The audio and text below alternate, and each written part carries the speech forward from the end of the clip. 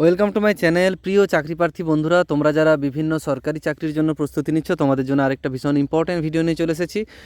তোমাদের যারা কনস্টেবল বা জিডি অর্থাৎ এসএসসি জিডির যারা ফর্ম ফিল আপ করেছিলে, ঠিক আছে, তাদের কিন্তু অ্যাডমিট কার্ড এসে গেছে।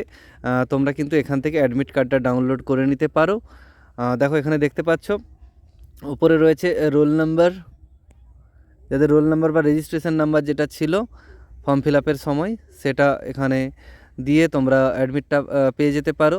অথবা যদি মনে না থাকে তোমাদের নাম দেবে অথবা এবং ডেট অফ বার্থ দিলে কিন্তু, এবং এর নিচের এটা জাস্ট একটা সাম আসবে একটা স্প্যাম চেকের জন্য।